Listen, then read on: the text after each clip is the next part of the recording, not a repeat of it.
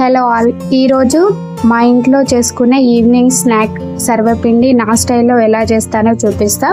ఒకసారి నా స్టైల్లో ట్రై చేసి చూడండి.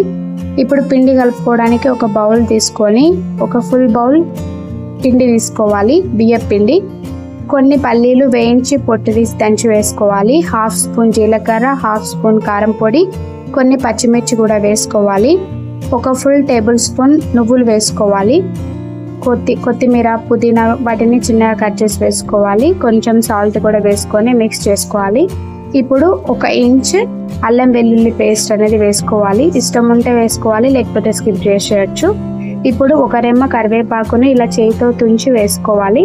ఇలా కట్ చేసి వేసుకుంటే మనకి ఫ్లేవర్ అనేది బాగా తెలుస్తుంది. తినేటప్పుడు టేస్ట్ బాగుంటుంది, ఫ్లేవర్ కూడా చాలా బాగుంటుంది. సర్వపిండి చేసేటప్పుడు టేస్ట్ ఎంత ఇంపార్టెంటో ఫ్లేవర్స్ కూడా అంతే ఇంపార్టెంట్ కాబట్టి అలా వేసుకుంటే టేస్ట్ అనేది ఇంకా బాగా వస్తుంది, ఫ్లేవర్ కూడా చాలా బాగా తెలుస్తుంది. పిండిని పూరి పిండి లాగా గట్టిగా ఇలా కలుపుకోవాలి. ఇప్పుడు ఒక మందంగా ఉండే బౌల్ తీసుకోవాలి. ఇందులో హాఫ్ స్పూన్ ఆయిల్ వేసుకొని దీన్ని ఈవెన్గా స్ప్రెడ్ చేసుకోవాలి. ఇప్పుడు ఒక పెద్ద పిండి ముద్దను తీసుకొని అందులో వేసుకొని ఈవెన్గా ఒత్తుకోవాలి. మొత్తం స్ప్రెడ్ చేసుకోవాలి. సెంటర్లో కొంచెం మందంగా ఉన్న పర్లేదు, సైడ్స్కి మాత్రం కొంచెం స్మూత్గా సన్నంగా ఉండాలి.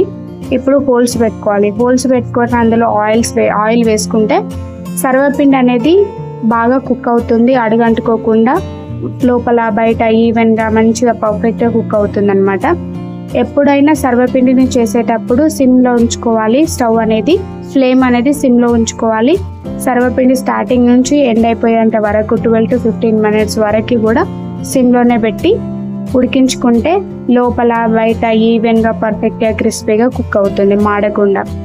ఒకసారి నేను చెప్పినట్లు ఈ టిప్స్ ఫాలో అవ్వి సేమ్ ఇదే విధంగా చేసుకొని చూడండి, చాలా టేస్టీగా ఉంటుంది.